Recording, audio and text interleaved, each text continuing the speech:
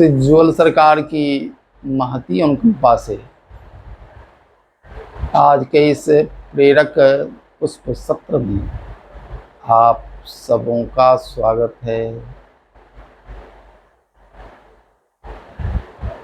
नहीं सत्यात् परो धर्मः, सत्य के समान श्रेष्ठ कोई धर्म नहीं। सारे धर्मावलंबी एक स्वर में सत्य की दुहाई देते हैं और सत्य को सर्वश्रेष्ठ धर्म स्वीकार करते हैं।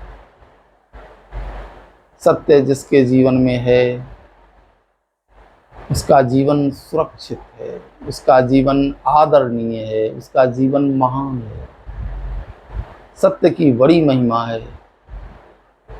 पौराणिक काल में राजा हरिश्चंद्र ने सत्य के बल से परमात्मा की प्राप्ति की। इस कराल कलिकाल में वर्तमान समय में कुछ समय पहले बापू महात्मा गांधी ने सत्य और अहिंसा के बल से विदेशी अंग्रेजों को खदेड़ दिया, गुलामी के जंजीर से भारत को छुड़ाया। इतनी बड़ी महिमा सत्य की है। स्कॉटलैंड की कथा है। स्कॉटलैंड में विद्रोहियों के विद्रोह को दबा दिया गया था। विद्रोहियों को पंक्तिबद्ध करके उनको गोलियों से उड़ाया जा रहा था।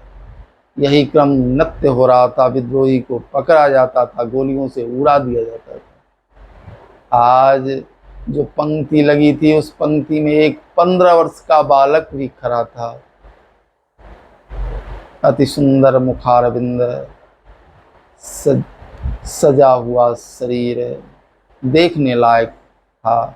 सेनापति के मन में दया आ गई। उसने उस बालक से कहा कि बरखुरदार, यदि तुम क्षमा मांग लो तो हम तुम्हें जीवन दान दे सकते हैं। उस बालक ने कहा कि मैंने अपने मातृभूमि को मुक्त कराने के लिए संघर्ष किया है, विद्रोह किया है। मैं इसको गलत नहीं मानता हूँ, इसलिए मैं क्षमा नहीं मांग सकता। मैं मृत्यु को स्वीकार कर सकता हूँ लेकिन क्षमा नहीं मांगूंगा। सेनापति से और आगे बातें हुई।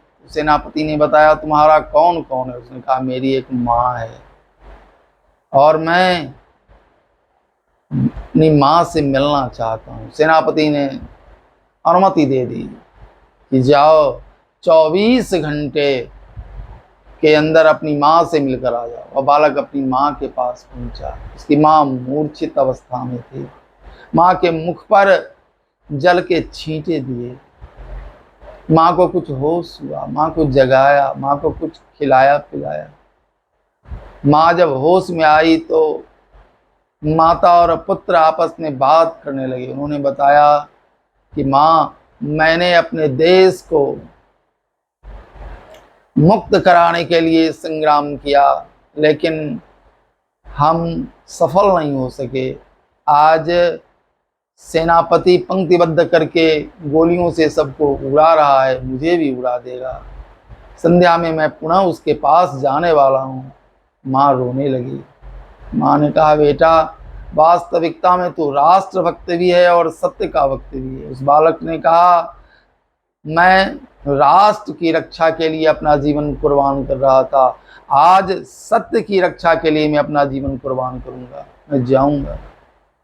माँ के चरणों में प्रणाम करके, माँ का वंदन करके वह बालक चल पड़ा सेनापति की ओर। माँ उदास मन से उसको निहारती रही। जब तक बालक दूर जाता रहा देखती रही और जब आंखों से ओझल हो गया तो फिर मूर्छित होकर गिर पड़ा। वह बालक सेनापति के पास पहुंचा। सेनापति से बोला कि मान्यवर, मैं यहाँ उपस्थित हो चुका हूँ, अब आप मेरे ऊपर गोली चला सकते हैं। सेनापति ने उसकी सत्यनिष्ठा को देखकर अपना एक मुक्ति आदेश पत्र निकाल दिया कि इस बालक को जीवन मुक्त किया जाए। सत्य के प्रति उसकी निष्ठा ने उसकी रक्षा की। इस तरह सत्य यदि जीवन में हो, वह सत्य हमारी भी रक्षा करता है। सत्य जो है, सत्य बोलने वाले पर शत्रु भी विश्वास रखते हैं। महाभारत की कथा है। महाभारत का युद्ध हो रहा था और श्री कृष्ण ने युधिष्ठिर से कहा कि आप बोलिए कि अश्वत्थामा नाम का हाथी मारा गया। सिर्फ आप बोलेंगे तभी शत्रु विश्वास कर सकता है। और युधिष्ठिर जी के बोलने पर उनके गुरुजी ने विश्वास कर दिया। तो सत्य बोलने वाले पर शत्रु भी विश्वास करते हैं, समाज विश्वास करता है।